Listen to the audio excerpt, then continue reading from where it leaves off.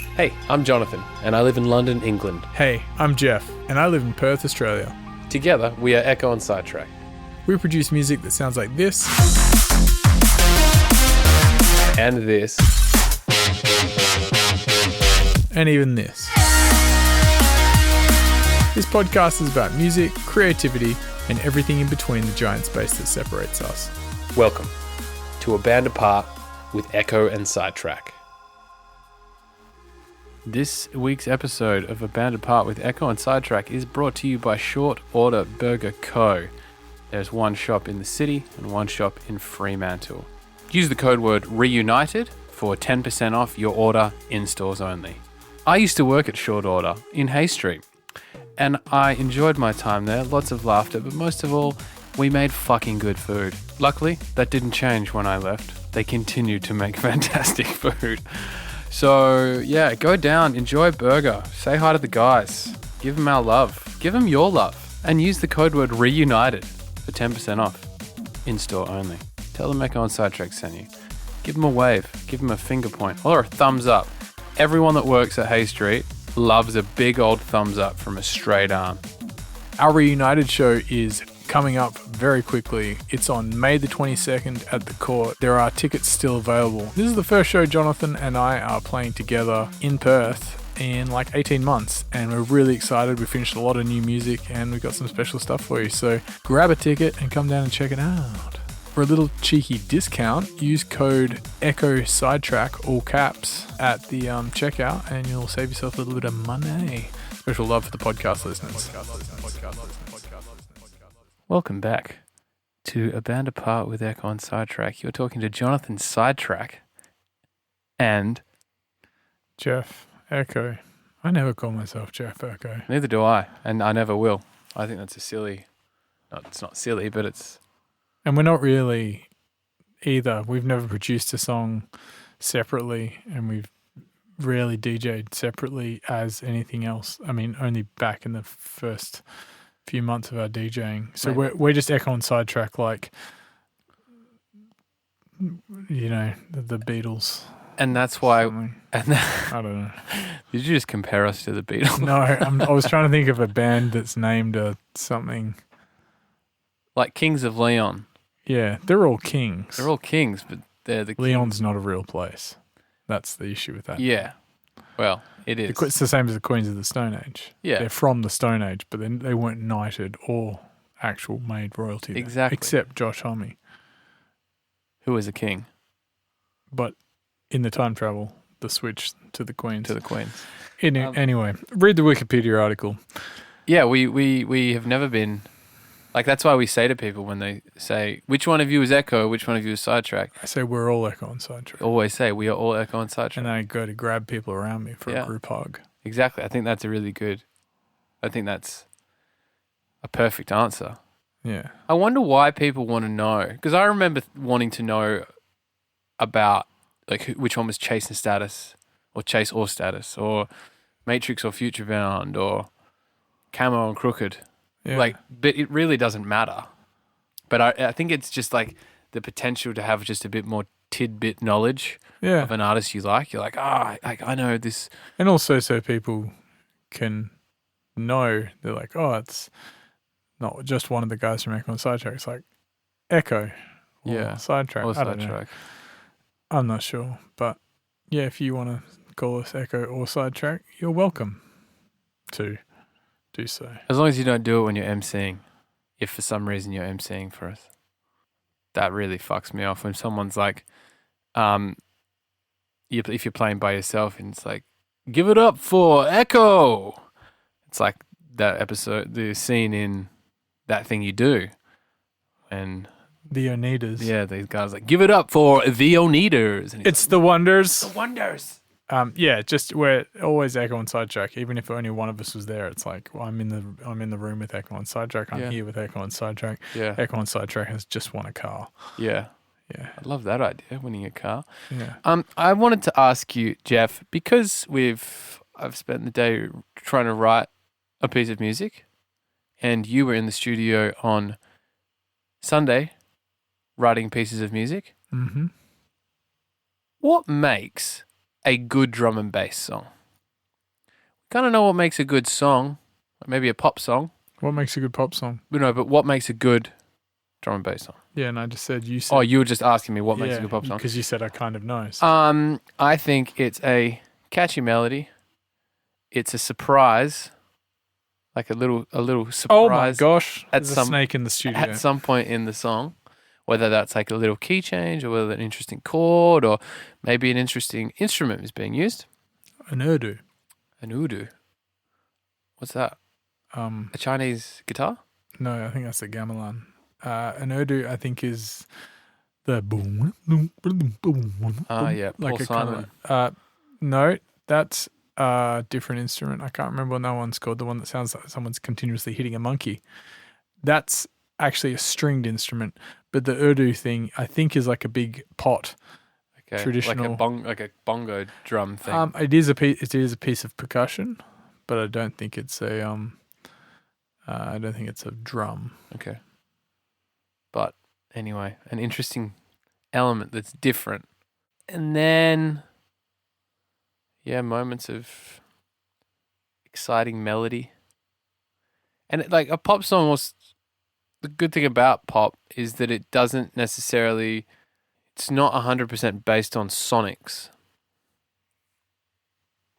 I don't think drum and bass is either, but... Well, I would say I would say a function of drum and bass. Well, an important element of a drum and bass song is for there to be weighty drums and a fairly loud sub bass hit, which most pop music doesn't really have heavy drums or a lot of sub. Usually the things that are in the front or the loudest in the mix are vocals and hooky elements, piano, guitar. That's often because of where they are consumed. So our music comes from the nightclub, where it's like an all-encompassing thing. You're inside the nightclub. You want to be like wrapped in sub bass, and you want things to be loud and in your face. And there isn't much room once you start making all those noises for many other elements. Whereas pop music is, it's meant for consumption traditionally on the radio, where it's through small speakers, so not going to hear very well either end of the musical spectrum. This is, pre people putting big subwoofers and speakers and shit in their cars, houses, boats and airplanes. And so it had to translate, it has to speak through that smaller speaker. And I think, back to what makes a good drum and bass song, I think that's changed a lot over the years, because it's changed, but it's also maybe become a bit more refined. But it also because the elements that make up a good pop song are the same elements that make up a good drum and bass song. Yes, most of them. But it's really what makes a good song. It makes a good song. But I would argue drum and bass, for up until probably 15 years ago, there were drum and bass songs with popular elements in them. Like, as in, there were drum and bass songs that communicated as songs. But I think maybe 15 years ago, things got a little bit more turned on its head. Like, people started writing really catchy lyrics or writing lead lines that were meant to be consumed more as pop music. That felt more poppy compared to some other stuff. Yeah. Because before that, there was the popular songs in our genre were about songs that hit in a club, not necessarily, that also might have had a great vocal or a super catchy melodic hook or something, but it was about the club. Then it kind of, now it's a lot more about, does that song transplant to be played on radio, and does your best friend's sister also like that song and she may not traditionally like drum and bass or something like that. So, but in that way, you can kind of get tricked into painting things by numbers. So I've analyzed pop music, or I've analyzed a song, and I'm going to transplant that into drum and bass. And that doesn't always work because then it can sound too simplistic or something like that. And then you start looking at the nuts and bolts of what makes pop work and start looking at what makes making songwriting work. And it's not just like, oh, they did that, those chords and that melody. It's like they did those chords and that melody 3 times and they changed it on the last one. Then it went to this part, which is like this thing. And that's what makes fucking excellent songwriters. I would not say by any stretch of the word, I am, you are, we are Australian. No, I am, you are not an excellent songwriter. We can pull something together. We're better than some. And, you know, there are some excellent songwriters in drum and bass, but I think there are also some people that make a fucking great club tune. I think a great club tune will always work in that vein in drum and bass, but they won't always translate onto a radio tune or a super catchy song. Have I answered the question or have I just... I think you've answered the question. I completely agree with you about the change happening, you know, probably a bit more than 15 years ago, probably about 20 years ago, with like a commercial, more of a commercial selling of drum and bass. But it was definitely, back then it was like something being scooped out of the underground and thrown into the mainstream. Rather than being someone from the underground being like, I'm going to crack it through the mainstream and by writing this, this, and this. And I think if you go after it too much, if you try and create something, it can fall a bit flat. Well, it's also drum and bass, I'll call them soldiers. People that like drum and bass, it's a pretty large community and it's a really positive community, I find. But there is something about it that like people are so proud of where it sits. And a lot of the time when... we don't want this to get too popular. Yeah, there is that feeling of like we don't want it to become too popular. And we don't want it to... That's going to take something away from the general underground feeling of it. And there's different schools of thought in this within drum and bass. I'm sure like people... I think Brendan Futurebound and D-Bridge and Paul L. Hornet and Marky did a good panel one year at ADE or something, and they all talked about underground music and the popification of drum and bass, and like D-Bridge and Futurebound had some fucking words or something. But there's going to be schools of thought within drum and bass that still think like, oh, you know, someone like us or Wilkinson or Netsky, like that's fucking shit. The real good stuff is... some other artists. Like Perez, the deeper stuff, you know, 31 Records, Metalheads, the more underground stuff that might not have the same radio appeal.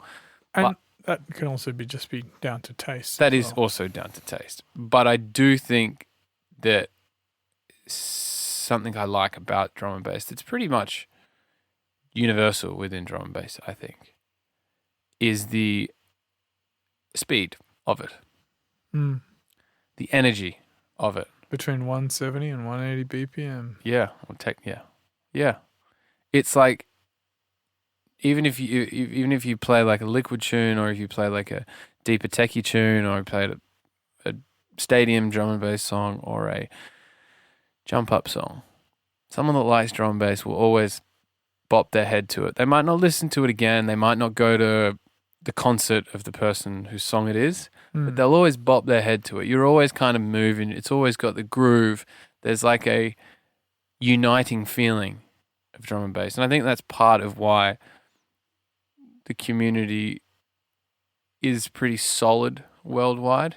But you could say the same about like techno and stuff. I don't think it's as much. Like for some reason it feels more fractured. You don't... Like if I'm at a party and I hear someone that likes drum and bass, I usually go, oh man, like, do you like drum and bass? Like, we can talk about drum and bass.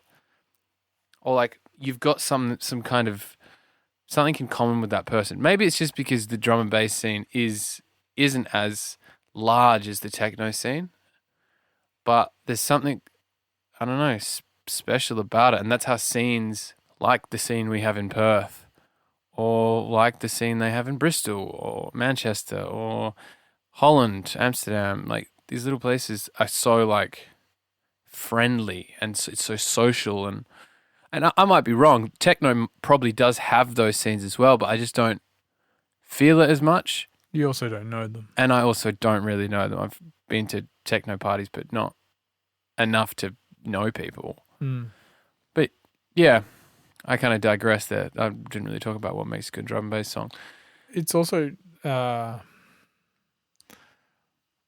whatever you get into becomes your tribe. So if you really like pop music and then just get exposed to something that is like poppy but has some elements, you start listening to an alternative radio station and then you hear some stuff and then you go after that artist and then you become a real fan of that and then you get exposed to more stuff through that. You might find yourself,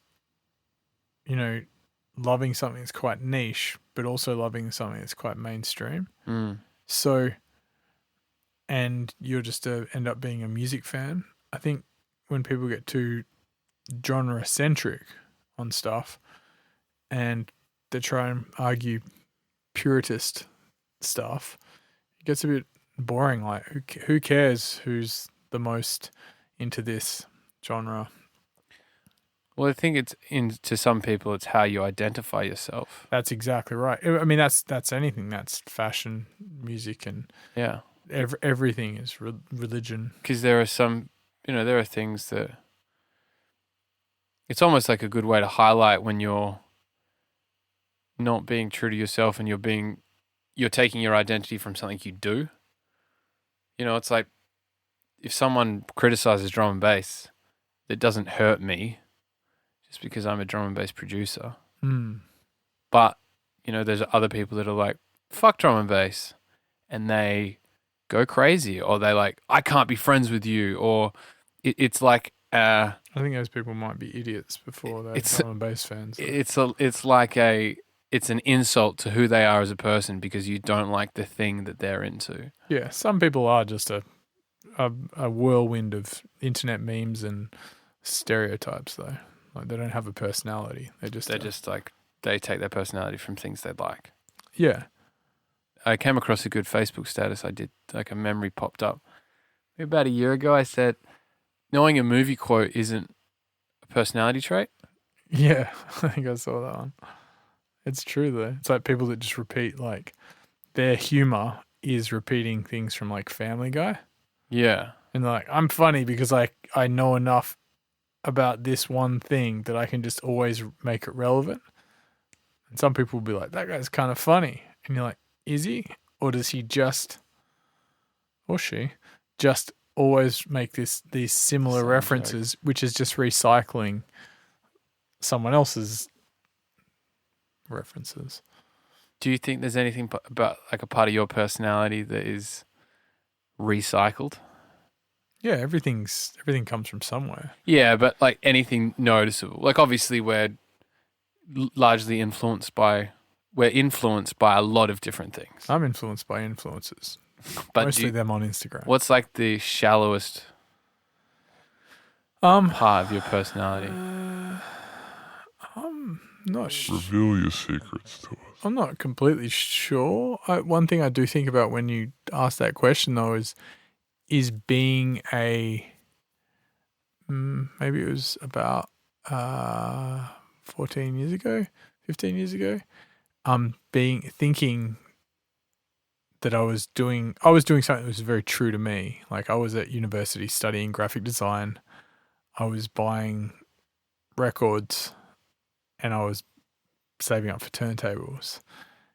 And I remember being like, I read graphic design blogs and I like graphic design magazines and I like drawing and things like this. And I also like, watching documentaries and, all the things that you think you discover the first time when you turn fucking 20 or something. But I remember thinking when I graduated that I'm kind of a bit of a meme. Like I didn't think of the term meme then, but like it was pretty common for people to be like, Yeah, I'm a graphic designer, a DJ, I wear glasses. I'm starting my own clothing label. I like sneakers. And I'm like, am I just a product of the zeitgeist? And I didn't know I was catching the same wave as everyone. Hmm. And I thought I was on this wave by myself, like, look at me, I'm discovering everything. Or did I just catch this exactly the same wave as everyone else and just I was just slightly ahead of everyone? Because that became like some people's MO for like forever. Like, you know, it's like you saw these stereotypes that people become part of tribes again. So like, I don't know, like I remember even the concept of like telling people that I was a DJ and I was a graphic designer as well felt like a cliche. And I felt like sometimes I had to quantify it and be like, oh no, I got into this way before it was cool. And then you're like, fucking the concept of cool is so like weird and strange. Because really what's cool is whatever you want it to be, and it might just so happen to be part of the mainstream or something like that. If you rush to define cool, it can quickly become very uncool. And that's why like copycat culture doesn't work. And like something, again, this is probably a weird tangent, but I was wearing a pair of shoes the other day, my Adidas sneakers, and someone were like, they're sick. Are they Reeboks? And they look like those white Reebok, I'm not sure what they're called, club, or like just the pretty classic silhouette white Reeboks that a lot of people have. And the guy was like, oh, they're Reeboks. And I was like, oh no, they're Adidas. And I haven't seen many people wearing the shoes that I have. So much so that I bought 3 pairs of Ahead of the same curve. shoes. But I said no, and he said the Reebok. I'm getting lost in my story, and then his response when I said they're Adidas was almost like, oh, you don't have the same shoes as everyone else. That's not very cool. And I think back to when I was younger, I wanted to see something that no one else had. I wanted to fucking see something that like the term used to be like that breaks necks. That's like you're walking down the street and turns heads so quickly it breaks necks. Because you'd be like, what the fuck are they? Where did the person get that sweater, jumper, song, shoes, anything, car? But now it seems like it's almost cool to like find a tribe, dress exactly like them, act exactly like them, and that's how you know you belong. Conformity is cool now. Yeah, but I don't think it's cool. I think people just think it's cool. Is deemed as cool. Yeah, it's been sold as cool. There's a really interesting documentary made in the late 90s called The Culture of Cool. I think I might have mentioned this before, but it talks about like the like in the 90s when marketing really started attaching itself like hard to marketing to kids and teenagers and everything like that. It talks about things like crisscross, wearing their jeans backwards. It talks about Sprite, like Obey Your Thirst. All these like, it talks about the X Games. The examples are a bit dated, but it basically like really defines and talks about this trickle down, bubble up concept of cool. Mm-hmm. Cool comes from the underground. It trickles up slowly to the mainstream, and then it gets sold back to us as what's cool. And that's like the trickle down from the actual cool stuff. Bubble up, trickle down? I'm not sure how it's happening. My brain is slightly broken. But Do you want me to Google it quickly? Sure. Bubble up, trickle down. That's what it is. Sorry. It is. Because it bubbles up slowly, and then it trickles down to be fed to the people. Yeah. Yeah, the effect describes when new trends are found on the streets, showing how innovation flows from the lower class to the upper class. Exactly. And then it gets resold back to us as what's cool. That's why, like, trends happen. And trends used to be a lot slower. Like, you used to be able to see something on the internet, some person wearing something in New York, and be like, man, that looks so cool. If I buy it from that American website, I might get it just in time to wear it here. Now everything's so instantaneous. The people in New York dress like the people in Perth. If they all follow the same website, follow the same Instagram, blah, blah, blah. That's why conformity is cool, I think, because everyone's got the same access. If you have the money, you can all buy Yeezys on the same day and be like, look at me, I've got Yeezys. Guess what? Everyone has Yeezys. It's not cool unless they're the really limited ones that no one has. So the new type of cool is actually the upper echelon of cool. It's like, it's still what rises to the top of cool, like, and interesting is the best, not even the best of the best. It's just the fucking coolest. And it's often what ignores the trends or ignores what's happening and does something new and different and innovative. And so whether it's music or fashion or some combination of both that people do, like, you know, why is Kanye West considered a genius? Because he goes and does things out on the edge. And some people be like, that's shit, I don't like that. Ugh. That same person, 1 year later, by the time it trickles down to them, might be like, check out, this is my new favorite album. By that person they didn't used to like. Yeah. I remember bagging out the Strokes when I first heard them. My friend Nisha showed me the Strokes. She showed me the album Is This It? In year 11 or 12. And I just remember being like, this sounds so weird and slow and shit. Like, I prefer punk rock. Like, I wanted to listen to Rufio in my art class, not listen to the Strokes. And then it was like, hey, a year later, I remember hearing it and being like, what's this?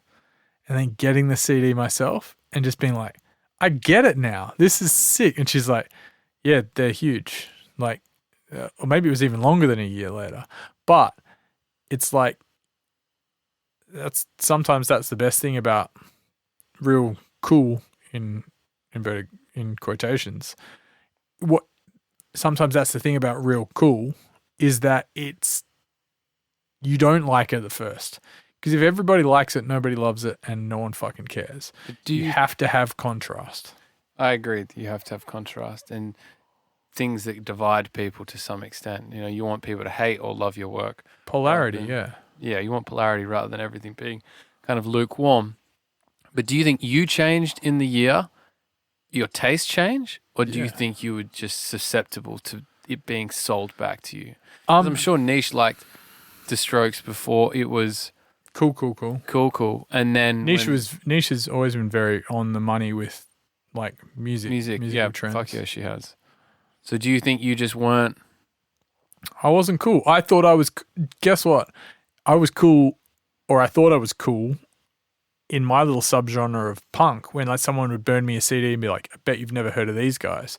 It's like the old joke, like I'm into bands that you've never heard of. I'm into bands that don't even exist. Yeah. Like, it's that was what I thought I was the cool guy. Like, I'm like, have you ever heard of these guys? And people are like, nah. And you're like, yes, I win the cool contest. You got gravitas because you know something someone else doesn't know. Exactly. It's like you have gravitas when you turn up at the party wearing these sneakers or something and that no one else has ever seen or has. But now it seems a bit more like you turn up at the party looking different and people are like, I'm confused. I'd prefer you wore a loud shirt with a pair of black jeans and a pair of white Reeboks. Now you look like you're part of the club. He's one of us. He's cool because I'm cool. Yeah. It's like, no, you all look the same. If everyone looked the same, we'd get tired of looking at each other, as the song says. But I don't think so, because we're proving that everyone just wants to look at the same. Girls getting plastic surgery to look exactly like this one person or these multiple people. like people dressing exactly the same. You're cool if you can buy the uniform of cool. But I think that is not cool. I agree. I think cool is individualism Yeah. and doing stuff slightly differently. Really, cool is doing what you want to do, what your individual self wants to do. And if you're a cool person, and like there will be other people that look at that and go, that's pretty interesting. I want to see what that is. It's like, So what happens when what you want to do is what everyone else wants to do? that's what I was saying about the graphic designer DJ thing. Yeah. Is that like I thought I was catching a wave that was coming all the way from like New York City, inspired by Stefan Sagmeister and Jeff Staple and Bobby Hundreds and all this stuff. Yet really I was just catching everyone else could see the wave as well. Yeah. So I suppose you still write it because it's not a competition to be who's the most seen stuff. Like, oh my gosh, there's too many people at this party. This is not cool anymore. I'm going to go off and find a smaller room with less people with more obnoxious music, and then I'm going to rule that thing. Yeah. Because that's lame in itself, I Yeah. think. Be true to yourself, and that's what's cool. Yeah. And to bring it all back to music and pop music and what makes a cool fucking drum and bass song, doing something a little bit different within the scope of the genre. Like, you can go really different and it might alienate people, but that might be a great thing because it gets back to that, like, if everybody loves it, if everybody likes it, nobody loves it. Like, I reckon I want to write songs that you send to someone and go, I don't like this. I'm like, great, because someone else is going to love it. Yeah. And I mean, swing and a miss. Like, everyone can hate it and think it's a shit song and then whatever. But I think you got to take more risks. And so, like, if you're a really good songwriter, you can write something that sounds super familiar and that's why people love it. It's like, I feel like I've heard that before. I feel like that's got a super cool vibe to it. Like, I love that sound and things like that. That's if you're a really good songwriter. If you like, but you can also just strike gold when you're out there digging for inspiration in an innovative realm like Mackie G and Tour. That song has millions and millions of streams and it's just a sick, obnoxious sing-along drum and bass song. It's kind of arguably doesn't do anything crazy and new, but at the time it was very different to what was out there. Mm-hmm. So when DJs played that, people were like, what is that? And that's what made it cool. So do you think the song that we were playing just before, did what we played, not what we'd been working on today, did any of that make you think, what was that? That sounds cool? Or did you think, I've heard that before? To be honest, it kind of felt like it sit into an area of music. Like I could pretty easily be like, oh, it's one of those songs. But I don't know if that's necessarily a good... Because especially with music, you don't just want it to be like a calamity of noises and you're like, look how weird and disparate it is. I am so avant-garde. But I feel like you want, especially for drum and bass, you want your ears to prick up and be like, the fuck is that? It has to speak the language, but it should speak it with a different accent. Can't just drop and be like, oh yeah, that's one of those. Like something I'm aware of now when we're writing stuff is not wanting to sound like stadium drum and bass. It's a term that Carl has used before. And arguably we make dance floor drum and bass, stadium drum and bass, synthy, 200 hertz snares, that type of stuff. And I'm trying to write music that doesn't necessarily sound like that in my head. In my head, that's what I want. I don't want to write. I want to write stuff that it's more interesting, a bit more experimental. But it has the same energy as a stadium drum. Yeah. Yeah, that's good. But I find myself not writing those type of tunes. I kind of like for every 3 I write, I think one of them is more interesting than the other 2. But I like, even what we're working on today, even what I was working on today, I wasn't experimenting. I had I'd made an interesting Reese sound. Which is one of the oldest sounds of drum and bass. And it still just sounds like a Reese, basically. It's just a cool sounding Reese. It's just a cool sounding Reese. And then I was doing just riffing with, big kick, big snare on the drop and just being like, it's not that I can't find something because I'm not a good producer or that I'm can't write. I can't find something because I'm already subconsciously uninspired by these three elements that I'm currently hearing: a fucking big kick, big snare, and a Reese. How do I expect to be able to find a series of notes in that time that's suddenly going to be like, man, this sounds fucking sick? I'm not. Because you're painting with the same colors that everyone else paints with. Exactly. Well, you've got yourself a design problem. And this is like, how do I do something interesting within like the framework? Because you can't, if you change the tempo, it actually becomes not a drum and bass song. Mm-hmm. So I would start just thinking very abstractly about it. Like, how else can I paint with these colors?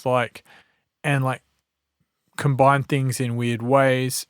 I would, pull up a totally different preset, completely different sound, write something, and then chop up the chords and put them in a different order. It comes back. It reminds me of that quote that is Brian May, the guitarist from Queen. Yes. He said about Freddie Mercury writing the solo for Bohemian Rhapsody. Freddie Mercury actually kind of sung it to him, and Brian May was like, it sounds like nothing I've written before because I didn't write it. But when I played it, it just fit the song so perfectly. It was amazing. Like, Freddie just had that whole song in him. Mm-hmm. And he goes, if I had have written that solo, my fingers would have fallen to common places on the fretboard that I've visited before. Yeah. The reason it sounds different is because he didn't write it on a guitar. And so thinking like that with our music, hum a cool riff. Think of something else that inspires you. Make a groove inspire you. Just write drums. Make some weird noises. Find some noises. Create a bed of sound to build on. I was chatting to Carl the other week about starting songs with piano, and he goes, I hate it because it just makes me think I'm going to write a liquid roller with the piano. Yeah. I like hearing a piano because I hear harmonies over it and melodies and things like that. And then you turn off the piano. You turn off the piano and you've got something else, and then you can do it with the synth or another thing. I think at the moment, what I see in some of the songs you're writing is that you're doing that thing we've talked about in the past, is like, I want the outcome to be this. Yeah. Therefore I'm going to do this. And you're like, you can see the peak and you're standing at the bottom and be like, I know the fastest way there. And you just start running. But really, the more interesting place to go is actually if you just tinker around the bottom of the mountain, and you might actually realize there's treasure somewhere else, not exactly where you think it is. Yeah, I completely agree. I think today was definitely, I caught a vibe with the intro that I was writing, but then as soon as I kind of decided that it was going to be one of those songs, that's when the creativity died. Like I was kind of vibing on stuff for like 2 hours, 3 hours, just sounds and combination of sounds, but then trying to apply it to something. And when I made that decision in my head, this is what it's going to be, it suddenly just stopped. The inspiration stopped, everything stopped, and I was just like, this is actually just shit. It's because you stopped serving the song. Yeah. Like, the muse gave you a piece of magic to play with, and instead of just following that thread, you thought, ooh, this is a good one, this is good, and now I'm going to turn it into what I want it to be. And the song goes, it's not going to be that. I do think I followed the thread, but I think the thread ended up being, don't know, it's like something clicks in your mind that when you start following the thread and start doing things and you start to hear what the song could become and you go, okay, this is going to be one of those songs. That's when the muse goes, you've made some sort of decision without me. I'm just going to leave. Yeah. And then she leaves. That's why it's a delicate balance. Yeah. Rather than being like, I've made an interesting sound, so I'm going to now experiment with this sound rather than because going into the songwriting aspect of this project now is going to lead me to write something that isn't new, isn't inspiring, isn't going to make our ears prick up, and therefore isn't going to make our audience's ears prick up. Once you make the decision that you're going to write that type of song, it's like it's a bit paint by numbers almost. And when that inspiration drops for you, that's when it stops being interesting. Rather than it's getting on with it, it's trying to get on with it too quickly. It's like hearing the song before you've got the proper sounds. And I think it works both ways. In terms of if you're not really knowing where the song should go arrangement wise or songwriting wise, just try to make the most interesting sound possible, and that will lead you back onto the path. Unless you're feeling very songwriting inspired, and then you can just use a piano and kind of know what notes you want to go to next. Yeah, it's like going and sitting and painting and being like, this painting is kind of boring, and then being like, fuck this. Wandering off into the bush and finding a piece of wood that's interesting and inspiring, them being like, I'm going to paint on that now. Yeah. Yeah, and that will lead you to something more interesting. Yeah. And you can, like I said, you can try and like cultivate that. And I think the rushing doesn't help. Like the thinking like, rushing. I want to intro with this on the weekend. Yeah. Guess what? You should have started this song 4 weeks ago. The rushing of it is a good idea. the thing. A good idea should come together pretty easily. If you can focus and stay on the path, it won't be completely written and mixed, and you won't have the full vocal and all this kind of stuff. But if it's a good idea, it should come together pretty quickly. And it should be like there and like, yeah, there's a kernel of something good here. Not, yeah, if we do this, this, and this, it will be good. You're like, I can hear in a really rough demo that there's something worth pursuing. That should come together pretty quickly. And sometimes it's just a case of being like, for an hour I did some stuff. That's not very good. On to the next one. It's getting stuck on those ones thinking you're going to make the next big thing. Yeah. But again, you can also spend 100 hours on a song and then be like, this is a piece of shit, and throw it away, and then come back to it 3 years later and be like, actually, this is great, and make a few changes and it's done. Sometimes that's just the nature of creativity. It is. Jeff, I think that's a great way to end it. I think there's it's amazing. I completely forgot where I was going with what I was saying before. But I think I rounded it off nicely. But thank you for there must be a simpler way to kill that thing. I just killed a cockroach on the desk in a very elegant manner. You may have heard. All right, man. Thank you very much for talking to me. And thanks for talking to me. As always, I love you. I love you too, buddy. Thanks for listening to the podcast, people. Let's get out of this hot room. Thanks for listening to this week's podcast. Make sure you subscribe to us on your podcast app and keep up to date with all new episodes. They're going to be coming out once a week. We are Echo and Sidetrack on Facebook and Instagram. On Twitter, we are Echo Sidetrack. Go listen to our music on Spotify, Apple Music, Tidal, YouTube, or wherever your ears consume happiness. Lots of love, people.